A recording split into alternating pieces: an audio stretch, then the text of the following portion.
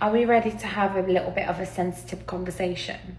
You know, like, are we ready to talk about the fact that in order to achieve extraordinary things, I'm saying things that other people have not even dreamt of doing, you have to take extraordinary measures.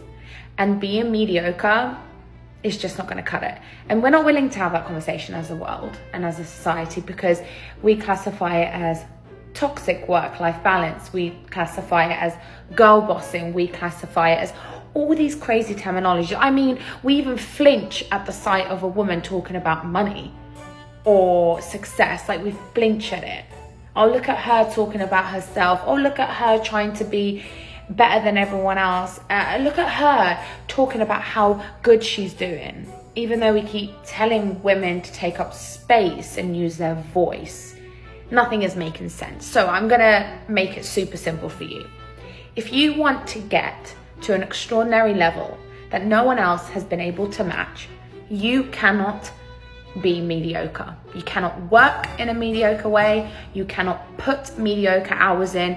You cannot just shut your laptop off. This is for entrepreneurs, and expect the work to happen to you. Nothing is going to just land in your hands and then you're just lucky. Even if you're lucky, you still have to keep working for it. Even if someone has given you an opportunity, you have to take it the extra mile for it to actually become something. And I think we've reached as a world a point where every time someone wants to work 14 hours a day, some crazy shit like that, or if they might have to travel and leave their child behind because that's the sacrifice that they have to make, we call it toxic. We classify them as bad mums. We say that there's no work-life balance, that you're pushing girl boss on people. Honey, it's okay. It's not for everyone. But for the people that this is for, I'm letting you know that you cannot be mediocre in your pursuit of trying to be extraordinary. It's just not going to work. It's like two different ends of the spectrum. Your 100% could be someone else's 25%. Like, sorry to say it, but that is the reality of it.